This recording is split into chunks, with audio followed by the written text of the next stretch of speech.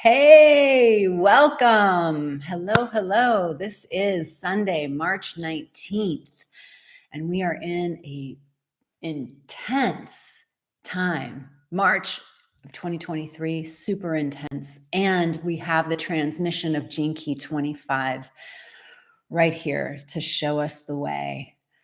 So welcome, sisters. Welcome, everyone. This soul talk is about how your mess is your message. Write that down. You might want to remember that, especially in times of intensity, especially in times when you don't know, especially in times of anxiety. Your mess is your message. Welcome. Yeah, 25, Myrna, welcome. This is an incredible gene key. It's very dear to my heart. It's my life purpose. So for those of you who know the gene keys and the activation sequence that Richard Rudd transmitted to us is your life work to your evolution, to your radiance, to your life purpose. And this is your life purpose is unconscious, your unconscious sun. It's the deeper pattern of what your life is really about. So for those of you having a birthday today and in the next couple days, happy birthday. You are Gene Key 25 in your life work. So you're conscious of this life work. And it speaks to you in terms of your brand, in terms of who you're being. The light is shining on you and you're aware of this. So I hope to illuminate something that will have you even more step into your brightness. And then for those of us who find this in other parts of our chart, our hologenetic profile, as Richard Rudd calls it, then you can just listen for what part of that in your hologenetic profile is wanting you to amplify this. And we all have this gene key. Believe me, this gene key is about suffering and it's about universal love. And every single person has this. All right, loving to see the sisters here. Let me know how you're doing. How are you handling this incredible shift? We are in a cycle change. How's it feeling to you? For me, it's been pretty nerve-wracking. So, and that's perfect because that goes along with Gene Key 25. I always tell you that whenever I have a transmission to give, I end up living it right before I give it because that's just the nature of being a teacher. I open myself up to learning through my body, through my experience, the teaching. Angela says she's mastering the grace to approach suffering in grace. Well, I hope this supports you. I love Gene Key 25. It is total medicine. Deanne is here. Yeah, it's been a wild ride. I saw your post. Blessings to you, sister. I'm glad that you came here because this is really for all of us for this time. No matter if your birthday is today or if this is anywhere in your hologenetic profile, you're going to receive a transmission. Today, the transmission is going from fear to love. Fear to love. And the pathway of that fear to love is acceptance. And acceptance isn't really what we think of it, what we've heard about it, or maybe what our mind imagined it to be. And so we push it away. I know I push away this acceptance because there's some way in which my mind thinks that if I accept something, then everything's going to go to shit, it's all going to break down and I need to keep striving. That's my unique profile. Maybe others have a different storyline with acceptance. And hopefully we'll all get a breakthrough on what that really means so that we can start using it. Because the message of Gene Key 25 is that this is baked into the system. It's baked in. We're not getting away from it. And actually, by the end of this transmission, I hope you don't even want to get away from it, that you have a whole new understanding of your sacred wound and of your pain and of your suffering, and that it's just flipped on its head. And that new relationship opens up something for you. That's my intention for this Sunday's talk. and just a presence here that um, we are finishing up these soul talks on YouTube Live at the end of this month. So today and in a week from today, that'll be our last one on YouTube Live. I will still continue to put videos on YouTube. YouTube just likes a little shorter. And so I'll make shorter transmissions for video. And then if you want to join us, we're going to move these soul talks into the membership, the Evolving Sisters membership. So we're going to stay with the same time, 9 a.m. Pacific time. And I'm going to give this transmission through Zoom to the Evolving Sisters Network members. And then right after, we're going to do our integration session. And we're going to collapse the whole thing into 1 hour. So 9 a.m. Pacific to 10 a.m. Pacific inside of the Evolving Sisters Network. So if you're not a member and you want to be a member, you just go to evolvingsisters.com. And then you just click on the button and it'll take you to the membership page and you can read about being a member. And it's right now we're offering it at a really low price so that everyone can be a part of this community as we start to build it. We have really big visions. And that's part of really my crucible that I entered this Gene Key 25 through having such big visions that I, as a human, as a mortal, don't know how I'm going to fulfill on them. You know, it's overwhelming. And then that produces anxiety. And so it was awesome to open up the tome, you know, the Gene Key book and read 25 and read about anxiety. And I'm like, yes, returning home to self. And so there are practices. So when you join afterwards, not inside the membership after this call particularly, we are going to have some practices that we get into for this transmission of transmuting anxiety into universal love. I can't wait to do that. These are daily, actually, in order to step into something, because let's presence what's happening right now. This talk wouldn't be complete without the presencing of what is happening in the big picture. Because Gene Key 25, when I did this transmission last year, the year before, it just was in a different context. And so the transmissions are always different in the context in which they are spoken. And right now we are on a precipice. I can't not stress this enough. We're on a precipice that as of Tuesday, and I know that, you know, in linear time is a little bit not accurate, right? But for the sake of the mind that likes bright lines, it likes to know like things are happening at this date and time. Things have been happening, right? We are already in the frequency, but there are certain exact times like the equinox. So we're going into an equinox, right? The exact of light and dark. That's already a very auspicious time.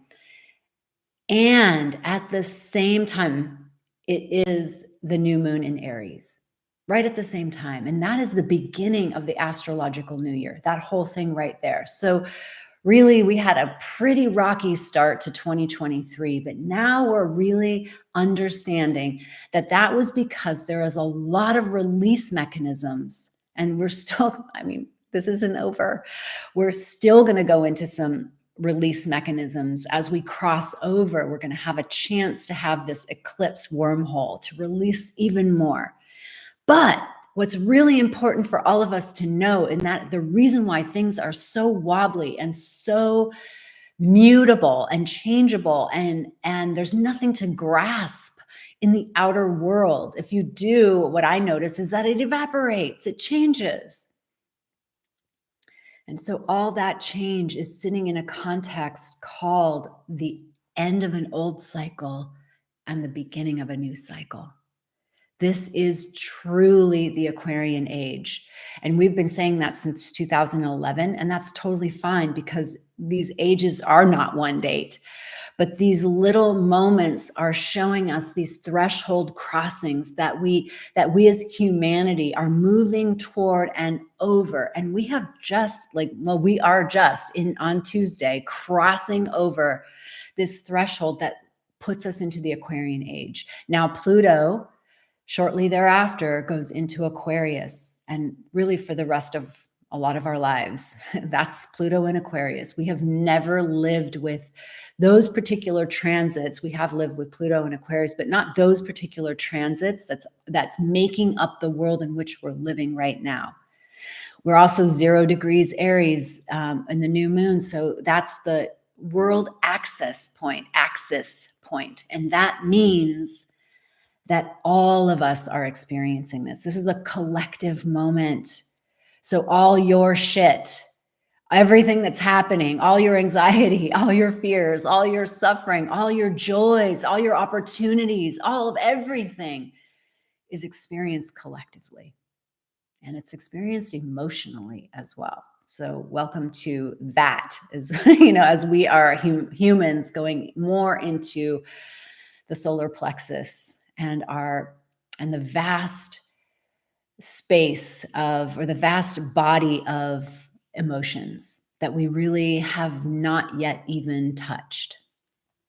So humanity is morphing, it's changing. A new cycle is upon us. Now, Pluto will go retrograde back into Capricorn this year. And then eventually it moves direct into, after a few of those, it moves direct into Pluto, and boom, we're game on. So we have a few of these threshold crossings. We're always going to have eclipses that are going to have us reboot ourselves, because we're like old models, right? And we're shedding the old programming. We're shedding the old subconscious programming. The wounding that we came in is our way through. And that is the message today. So keeping this message in the context of deep, deep collective change might support you in knowing that whatever is happening to you is actually perfect. So I'm looking at the comments. I'll read those in a minute. Oh my goddess. Yeah, there's so much going on here. Thank you for sharing what's in your journey and what's alive. And I'll get to that. Let's start with this pathway from fear to love. So the shadow is called constriction. And it's in your body. It's a frequency. It's a low-level frequency in your physical body. And when it rises to your mind, it becomes mental. And what happens when it does that? It's called anxiety.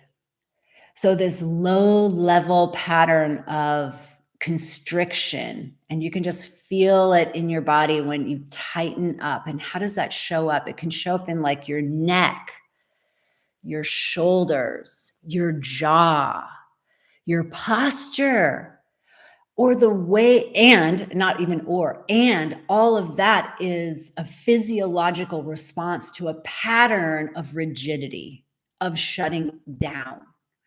The programming partner is seriousness, and then everything becomes really serious. And I know this so well. This is the terrain that I'm very well aware of. So here's the gift. I'm not going to go to the gift yet, but there's so much gift inside of this. So it begins with the sacred wound, and we incarnate with that sacred wound. So anxiety and suffering and fear are a part of the shadow band of what it means to be human. This is in the ring of humanity. And I just want to normalize that there's no way out of this. That you're not going to get over it. Any way you want to get over this, I never want to feel this again. First of all, it's not possible. And secondly, you're missing a huge opportunity. And so that's what gets to get transformed, is your view, your relationship to this very thing I'm describing. And the Gene Keys talks about a pathway, and there are many mechanisms along that pathway, we'll talk about that in a minute. I'm just looking at my notes. So really what happens along this journey from fear to universal love is that your mess, and I call it your mess, but it's all your fears. It's all the ways you're hiding. It's all the ways that you are suffering. It's all the ways that you feel overwhelmed and anxious. all of that becomes, as you enter this path, it becomes the thing that you share. Like, here I am sharing. I'm not sharing because I'm perfect. I'm not sharing because I don't have it anymore. I'm sharing because after a certain amount of rings on the spiral, you earn the right to share a message. That's it. As a modern day teacher, that's it. And for me, it's not a knowledge game, it's an experience game. There are some fields where it is a knowledge game, but it's also moving that into your body makes you a great teacher. Moving that into your experience makes you a great teacher. So I'm committed even more to do my shadow work for the work of others, because along this path of 25 to universal love, you become the bodhisattva. That is Christ on the cross. That is the Buddha returning to earth to be of service to others. So to me, I carry that vision in my heart. It's very much alive in my hologenetic profile. And so find some way that your service is alive to you. And so now let's move into the territory of, how do we make this mess? What's the pathway of mess to message?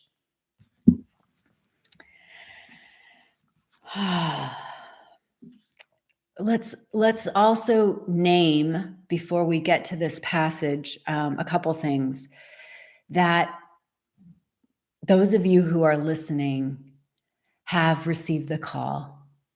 Because not everyone will receive this call. People will be tricked by their sacred wound. They will be tricked by their pain. They will be tricked by their suffering. And the trick is, they will see it as something they don't want to experience. And so they will push it away. They will numb out. And have you done that? Have we all done that? That's why we're here, because there's something deeply evolutionary in the suffering. It's pointing you somewhere else. It's saying, I've got to get out of here. I've got to get out of here. This is too much. And so it can be either I numb myself, I wall myself off from that pain and suffering. And there are many ways to do that, as we know. Many addictions, and addictions don't just come in the form of alcohol and drugs. They come in so many forms, of so many ways that we're avoiding this pain. And if you're an Enneagram 7, you know this like the back of your hand, because your personality is wired as an Enneagram 7 to not want to feel that pain. And so you'll be enrolled in being so busy and having so much fun and being the life of the party and learning about this and that and this and that and this and that, that you never get to touch that deep well of pain. And so this is an invitation to all of us listening and going out there into the ethers, to even those who don't know, so that we can be beacons of light to share that your pain is actually your gift. That's why it's called a sacred wound. Richard Rudd said something that I thought was pretty epic, and I wanted to read that sentence. He said, "Fear is afraid of itself. Fear is afraid of itself, which means it never accepts itself." That's so good. Fear is afraid of itself, which means it never accepts itself. And that ensures that it always survives. That's so good. I get chills. Fear is afraid of itself, which means it never accepts itself, which ensures that it always survives. You are always running. You are always running from the constriction in some way, shape, or form, always running from the fear, always running from the suffering. Remember, during the Depression, FDR said there's nothing to fear but fear itself. I mean, I don't know what he was tapped into, but that right there is exactly it. It is deep. So we all have this genetic fear, and it's a spiral, it's layers, it's a shedding. You know, the spiritual path is the path of removal, not the path of adding to. It's removing all the layers to get to the thing, the ineffable, the who and what you really are that cannot be named. So we can just let go of any way that we thought we should be over this, any way that we thought, oh no, I already did that work. How many times do I hear that? I thought I already did that work. No, you did. You did. That's why you're here. Congratulations. That's epic. And now you're meeting a new level, a new layer. And that's the game that we're here to play on planet Earth. So we might as well accept that, or we notice that we don't accept that. We accept that we don't accept it. Whatever you want. Let's get into, let's play the game of acceptance. So it's a vicious cycle. When you're on the fear train, it's a vicious cycle. It self-perpetuates. And that's the beauty of it, because it's evolutionary. You realize after so many tries that, holy shit, it's not going away. And that's when we have usually our breakthrough moment. Something happens on the spiritual path. Something happens in our lives that breaks the pattern. That's like I feel like it's from the true desire to wake up. And something happens. And you can probably go back to your life and name that time when that thing happened. And it was like, it set me on my path. I remember being set on my path. I had very distinct moments of things that just kept setting me on my path. But in no way did my path take away the fear. In no way did it take away the pain or the suffering. It transmuted it. But the seed is still there because it's an evolutionary seed. And then once we break through into the city level, we have shed even the identity. And that's shedding of the identity is also shedding even that sacred wound. And until we're there, we're going to be on the pathway of acceptance, because every step of evolution is included and transcended. We get to take the ladder. We normally don't jump to the top of the ladder. We have to take the steps. So the path out of this choking fear, this constriction, the way that your body is shut down, the way that your breath shallows, the way that your gut feels tight, it's embodied. The pathway out is acceptance. And let's break down acceptance.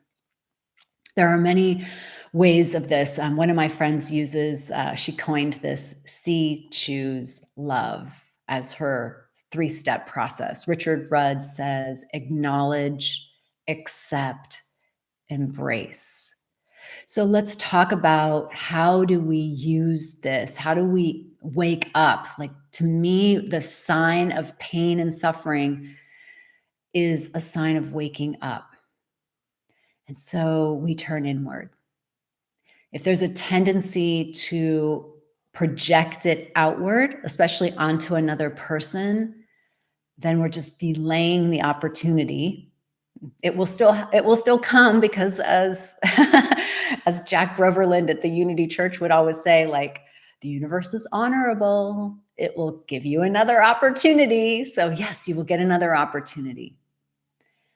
And if we want to just do the work, we can just turn it inward. So this is an excellent opportunity for these moments right before this new moon happens on Tuesday. We're in the dark moon, this fertile void, the place of nothing.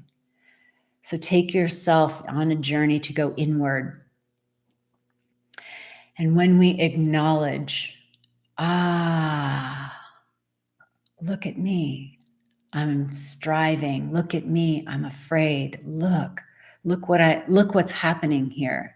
Just simply a seeing, an awareness, an acknowledgement. Do you realize how much we get to slow down for that awareness? Because it's always there, but we're not listening. It's kind of peripheral. We're not seeing. But if you trained yourself, and you can train yourself, and this is why repetition over and over really supports this process. You just, at the corner of your eye, you'll just see, I'm doing that thing Ah. So really, I invite a breath into your heart space. Just breathing into your heart space, because constriction shuts down your heart. It shuts down love. It shuts you off from love. So the breath starts to open the body, and the acknowledgement of, yeah, there it is. And then the curiosity, I wonder what's in there. You remember last week, just holding ourselves ever so preciously. It's like that. It's regarding that interior like a child, like a disowned child. It's been, walking in the wilderness alone. It's feeling alone. Maybe it's in a basement. It's just welcoming it back. Hey, you, I see your fear. Ooh. And then the mind, what we're seeing really is that when the fear bubbles up to the mind has all kinds of ways of handling it. And every personality handles. Some people do a lot. Some people don't do anything, right? Some people try to get involved in other people's lives. Maybe we do all of that. Maybe it's complicated and we do all of that.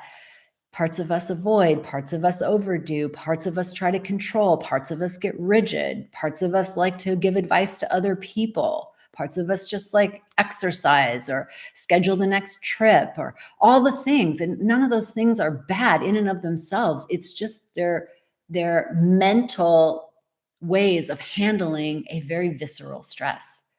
So when we can catch it and acknowledge it, then we begin to soften, because this is the path of softening. The acceptance is the pathway, the gift, and the programming partner is delight. Okay, right? So that turns it on its head.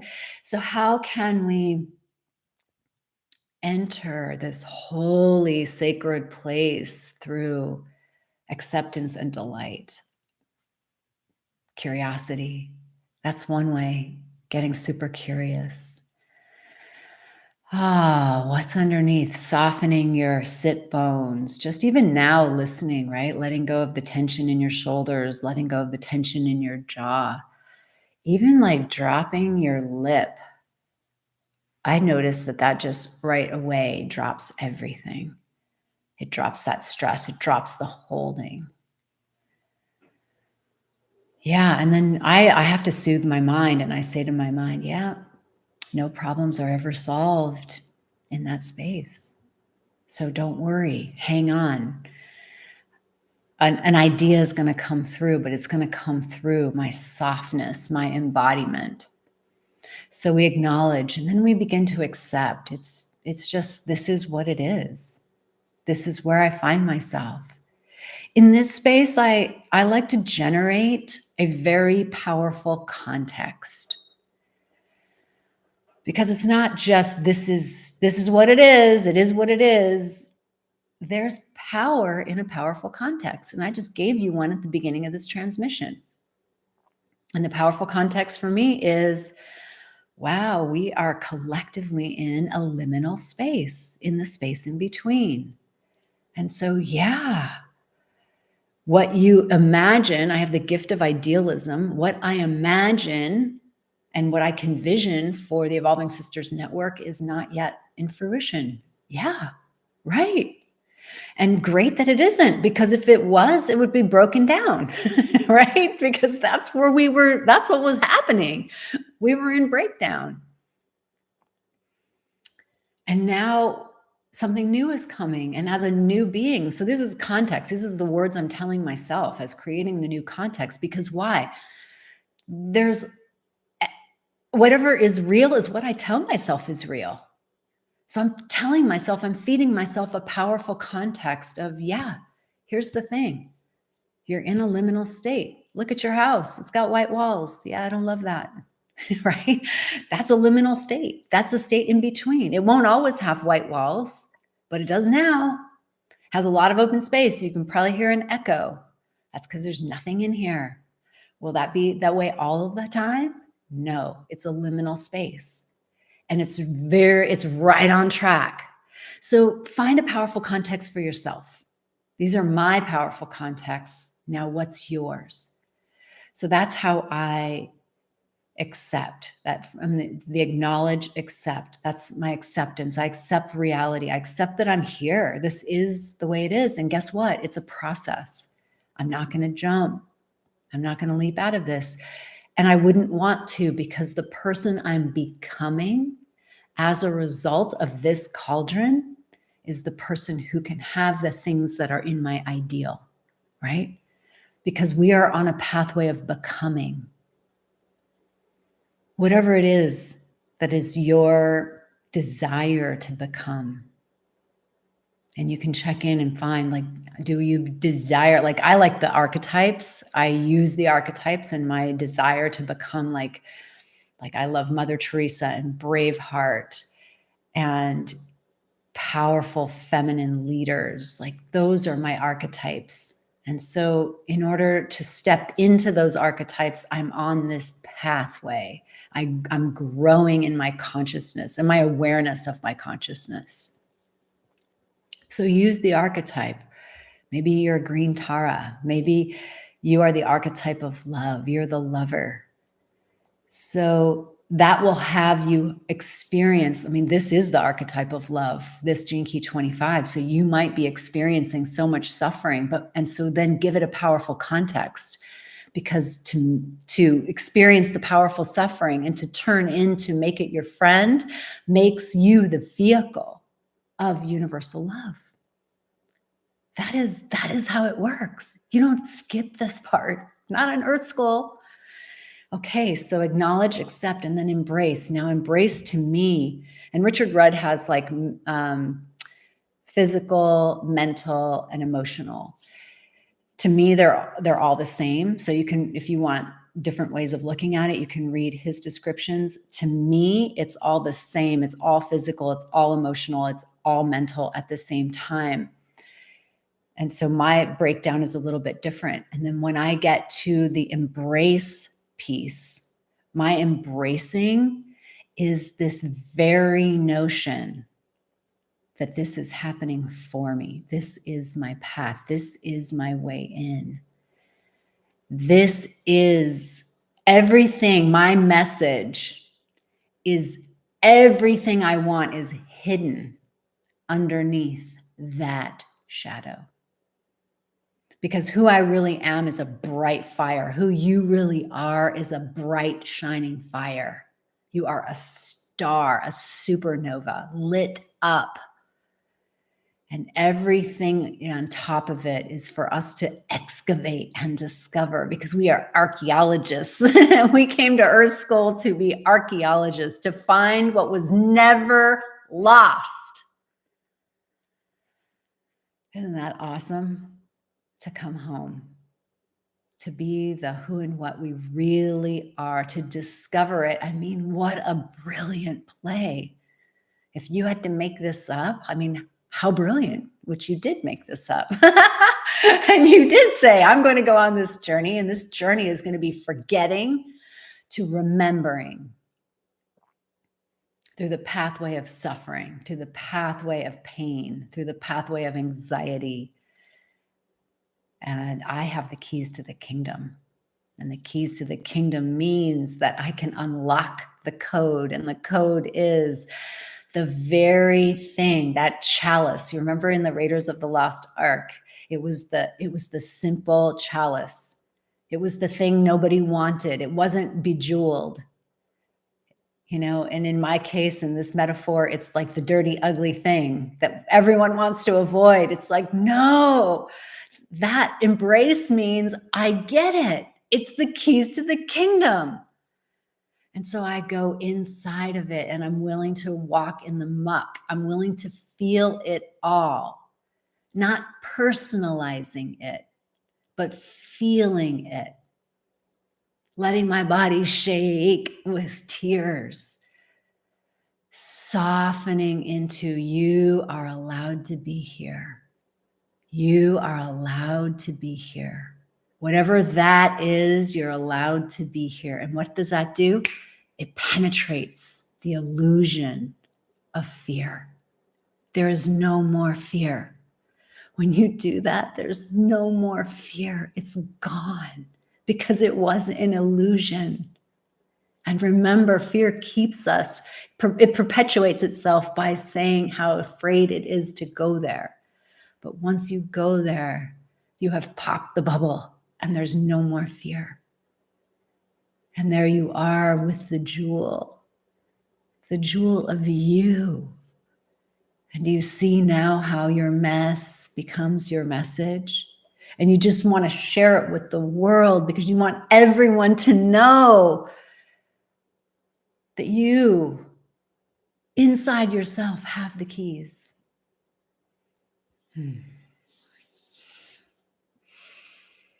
And that all of that starts to burn away. And the more you do this practice, the more you're committed over and over and over, it becomes second nature. And then it starts to open you to universal love. It starts to open you to the field of that which is already there, the fabric of the universe. It opens you up to that. And you remember, I am love. What can touch love? Nothing can touch love because everything is love. Bam, done.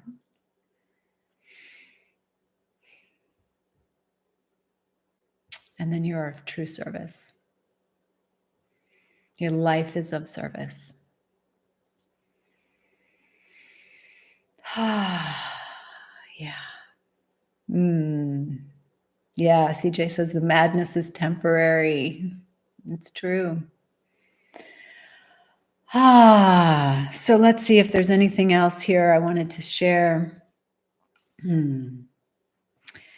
Well, I'm doing it's so ironic. I'm doing a course with the Shift Network coming up at the end of April. And some of you know about it. And if you want to affiliate that course, I'll pop a link into the Evolving Sisters Network Facebook group and you can become an affiliate and share.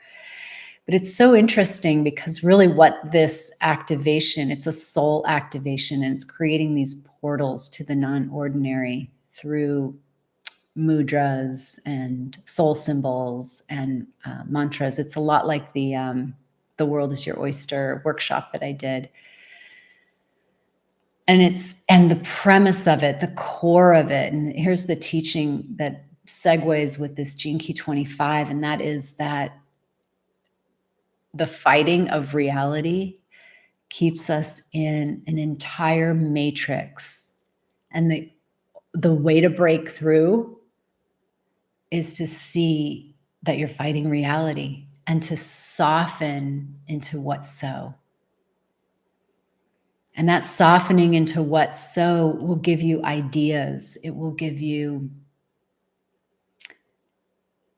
insights, inspirations. It will give you the energy, actually, because the energy is not spent in fighting reality, trying to change reality. You now have access to your energy. You actually now have access to the portal to the non-ordinary. And that's really the field of universal love that I mentioned.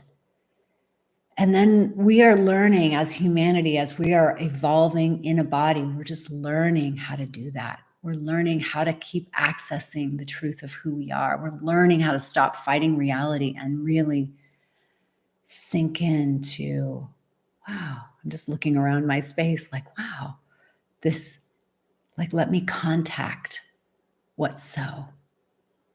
And that's our entry point. That's one of our entry points into the world of the unseen, the world of superabundance is what I'm calling it.